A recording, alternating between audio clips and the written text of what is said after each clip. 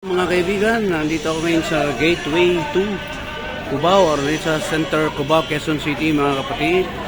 At nasa harap ko ngayon ang shuttle bus or jeepney ba ang tawag ito. Dalawa po ngayon ang nakaparada ngayon sa may Gateway 2. Okay mga kapatid, para po sa kaalaman ng ating mga kababayan, libre po itong shuttle na bus or jeep, no? Mula po sa Alimol ito nanggagaling hanggang dadaan ng Gateway. Tapos babalik din po sa Alimol, ano? Ito yung tapat natin yung Farmers. So ito po yung Gateway mga kaibigan. Okay, doon ang entrance. Tapos ang dito yung paradahan ng shuttle bus or shuttle anong tawag nito, bro? Electric shuttle, no? Electric shuttle daw. Sabi ni Sir, electric shuttle ang tawag nito.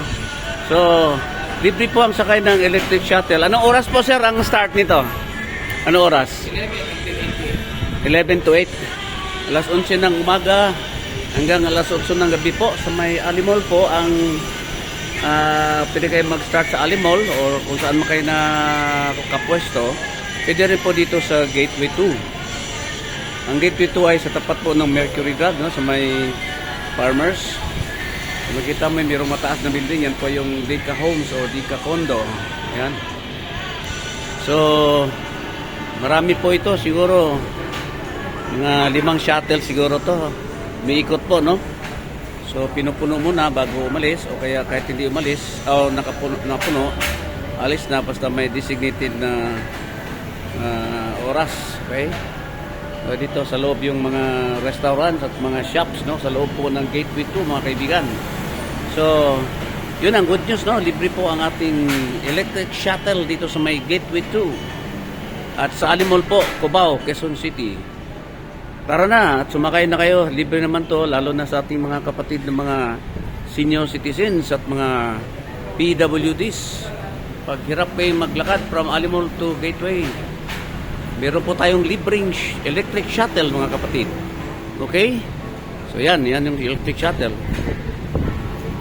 Ayan, no? Ito yung mga driver na electric shuttle. Sir, ilan tong lahat tong unit nito? 4? 6, oh. 6 daw na units itong electric shuttle na rin. Okay mga kaibigan, so marami-rami rin. Tandaan nyo, alas 11 ng umaga hanggang alas 8 po ng gabi. Okay, nintay kung may sasakay yan. May sumasakay na po. May na konti ay aalis na po yan. Okay? So, yun yung Farmers. Yan, Farmers Market. Ayan. Yan, unang aalis. Okay? So, siguro hanggang dito na ako mga kaibigan. Basta, good news po, no? Sa lahat na medyo hirap maglakad at tinatamad maglakad from Alimol to Gateway or vice versa, pwede po kayong sumakay ng electric shuttle na libre provided by the Araneta admin, ano. Okay, sila ma'am, sasakay na rin po to sila si ma'am, oh. Yan. Okay, so isang masayang content na naman sa aking YouTube channel. Tandaan mga kaibigan, Travel 369. Please subscribe, share and like ang aking YouTube channel para lagi kayong updated sa mga magaganda at masasayang nangyayari sa ating kapaligiran. Ito si King Prince para sa Travel 369. Maraming salamat po. God bless us all. To God be the glory.